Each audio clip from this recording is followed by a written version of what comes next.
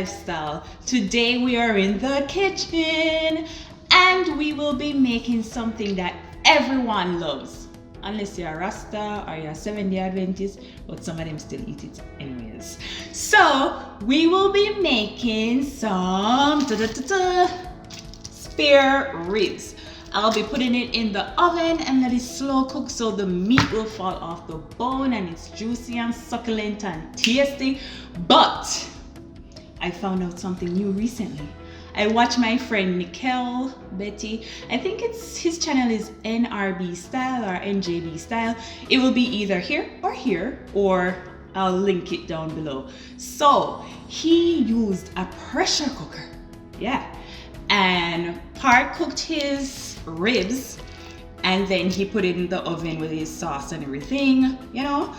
And I was like, why me never think about that before? Because in all my days of cooking, I've never done it in a pressure cooker. It's either slow baked in the oven or roasted in the oven, grilled, or in a smoker. I've never used a pressure cooker before. So I'm gonna try that technique. And the main thing that we're gonna taste or test for is flavor, because we don't know so the texture it's gonna be like soft, because a pressure cooker tenderizes meat fast, or anything that you put in there tenderizes it. So definitely oven roasting our ribs today. We won't be covering it with any foil or anything. We'll expose it to the heat in the oven. So we're not barbecuing our ribs, because that's a totally different cooking technique that has to do with like wood or coal that produces smoke. So it's over like open fire versus roasting, oven roasting. We're putting it in the oven and the dry heat will do the rest. And we're going to make barbecue sauce. So yeah, not barbecue ribs, but oven roasted rib, but barbecue sauce. That's what we're doing. So guys, whatever you put on when you're going out of the kitchen, if you go naked, get naked. If you wear clothes, your regular clothes, put on your regular clothes, grab your apron, or if you wear a chef jacket to feel boss, get your chef jacket or whatever and meet me in the kitchen with your ribs, your spare ribs, and let's go. And of course, I'm going to make a sauce to go with that. Who knows, we might go into dessert. So come. I removed some of the excess fat. Do not throw it away. Keep it. We are going to use it for later. Here we have our ribs. We are going to rinse it with some lemon juice or vinegar to get rid of that slimy, blood, slippery feeling on the meat. I'm using vinegar and lemon. You can use either or just water. I'm using both. And we're going to rinse it off with some water right now. We need to have a good grip so that we can pull that silky skin off on the back of the rib. That's the membrane. Look as if I'm about to wring out some clothes. So we're getting rid of the excess water. And now we are gonna move over to getting rid of that membrane. Get your ribs. We are gonna put it on a cutting board. Look at the end of the rib if the membrane is already lifted. If it is, grip it and pull it off slowly. It may look as if I'm doing it quickly. Remember, this video is sped up. If it isn't already lifted, you can use a paring knife to get under it and pull it off. I'm doing that right about now. After removing the membrane, we're going to move on to our spice rub. Technically, you can use any spice rub you'd like. You can purchase one at the store. The store-bought ones are pretty good. They have a pretty nice blend, but sometimes they can be a little bit flat and they need a little help. They need a little oomph, you know. So you can add your additional seasonings to it if you like. Remember, cooking is about preference and what you like. It's not about what someone else thinks most times, but it's your preference. But I have a spice rub ingredients or recipe right here for you. It's 2 tablespoons salt, 1 tablespoon paprika, a tablespoon pepper flakes, 1 teaspoon pimento, a tablespoon Old Bay, 1 teaspoon dried oregano, and 1 teaspoon ground cumin. I will be using a smoky sweet rub on mine also. Basically, it's paprika and dried pepper flakes with onion and garlic powder. So, as I mentioned, you can actually make this yourself. It's not essential for you to purchase one. However, you may not have all the ingredients in your cupboard. Go ahead, buy one. That's fine. So I added my pimento and my black pepper flakes and a little salt to give it a little kick. And I will be also adding a little bit of Old Bay. Old Bay is a all-purpose seasoning. However, it can be a little bit flat, so it does need a little help to give you your desired flavor most times. I will also be using a Bulgarian seasoning that I got from a friend. Big up on herself, my Bulgarian friends. That's a grilled seasoning that I got. It has my cumin, my oregano, and my coriander in there. It's a great blend. I love it. Normally, you can layer your rub on it. That's good. It will give it a beautiful crust.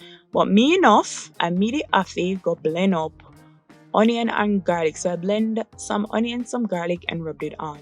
It's best to layer seasoning. I am going to add some more of my smoky sweet on it before I put it in the pot.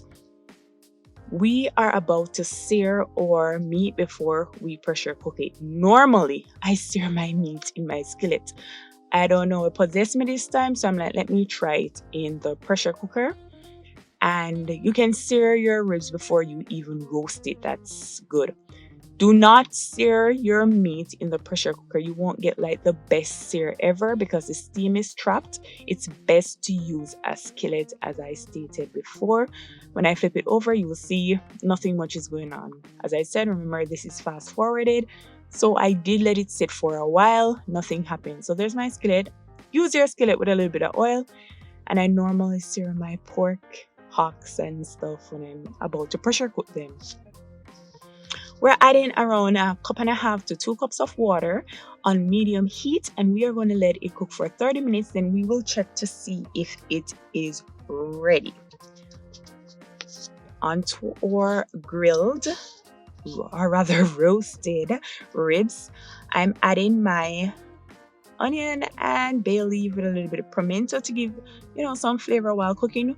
We're cooking for at 350 for around an hour and 50 minutes. Uncovered, but I think I'll cover it eventually. Here we have our start of our balsamic honey barbecue sauce. That's the fat that I told you guys to save. So I sprinkled on some of that sweet, smoky sauce and I'm chopping it up. We are going to render the fat to give our barbecue sauce some additional flavor. I don't normally do this, but if the fat is there, I will do it because it does give flavor. So that's my black pepper, my pimento, my balsamic vinegar, honey, a little bit of oil, salt, and ketchup. We'll be adding this to the pot.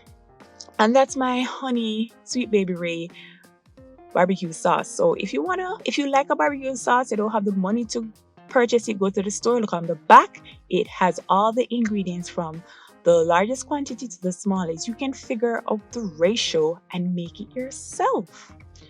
I'm going to add my fat, let it render, which means we are going to turn the fat to liquid. We want that liquid gold in our sauce to give that extra flavor.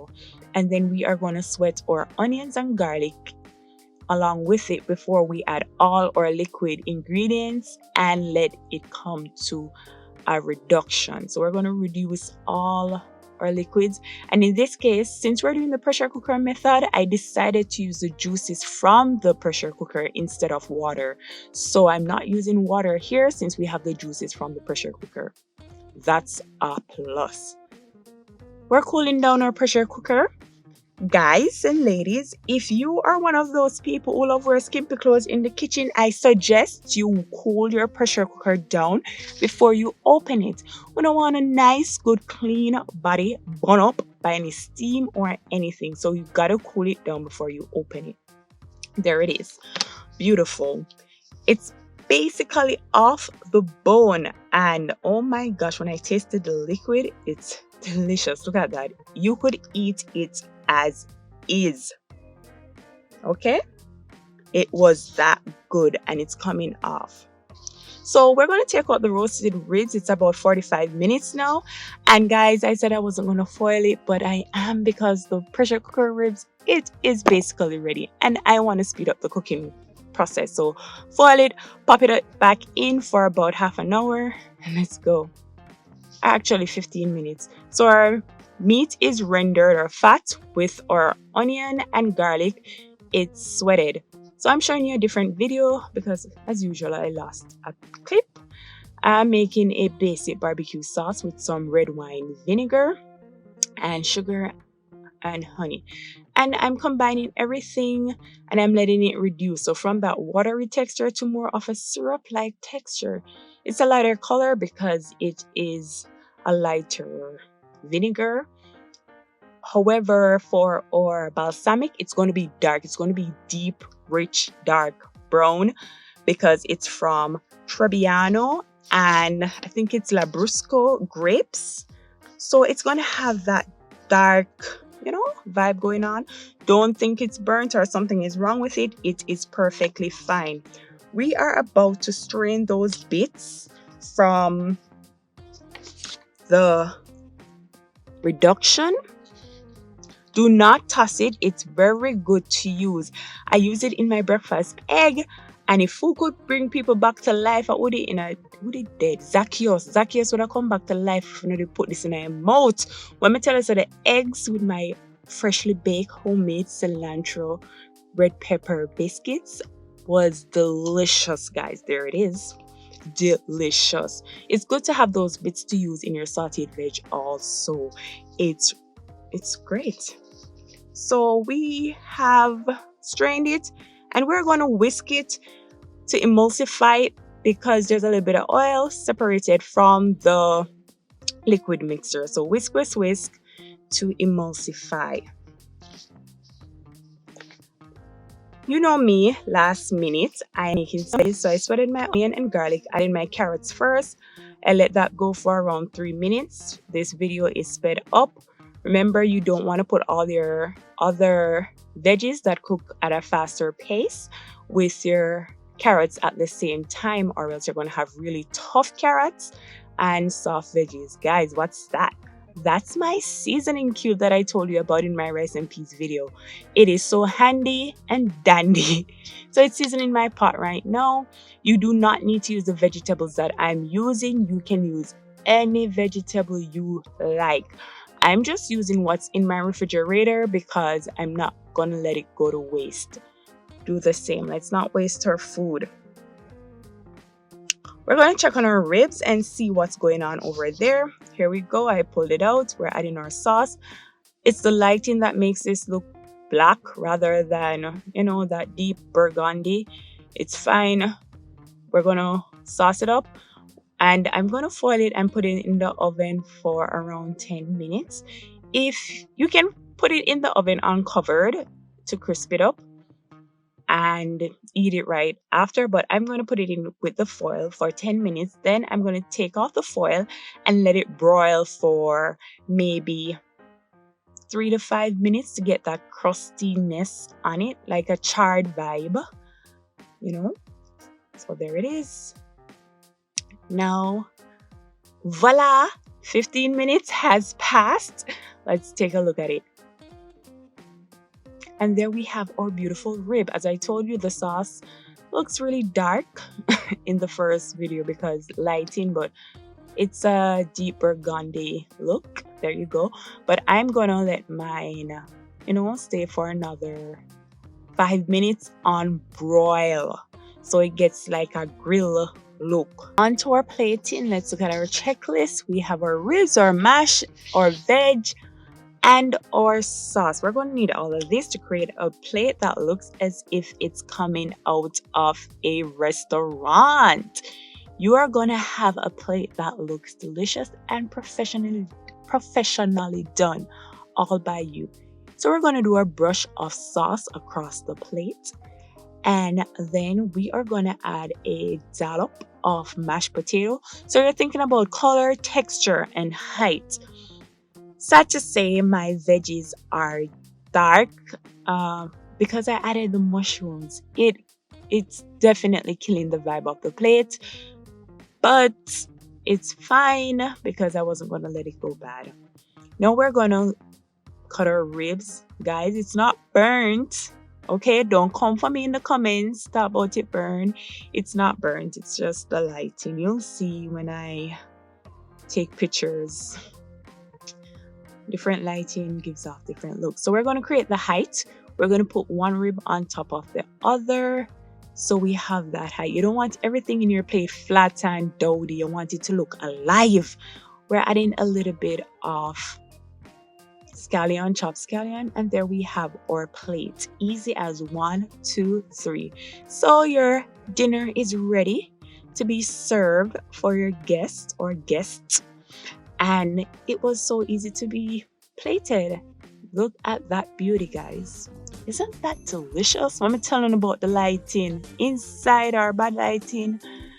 And then we have a better lighting here, but it's so delicious. It's tasty, and you guys can make that, I tell you. So we're going to go on to our closing statements and our reviews. Remember to like, share, subscribe, and tell everyone, not just a friend, even your enemies too. Thank you. So we're at the end of our roasted rib cook-off. Wasn't really a cook-off. We're just testing the pressure cooker method from Nickel versus the typical traditional slow roast method. And at the end of the day, this is what I found. Basically, the texture, well, obviously because you pressure cooked it, it's like softer, it's falling off the bone. I did 30 minutes. I think I said 20 earlier, but it was actually 30 minutes that I did. It was literally falling off the bone, and the flavor, like taking it out of the pot, tasting it, it was intense. You could taste all the seasoning and everything, so that's good. However, when you take your slow roast, because the seasoning, it's on the rib, it's cooking. When you bite into it, it really explodes in your mouth. You taste all of that all at once, plus the texture has that crustiness. However, it all boils down to time.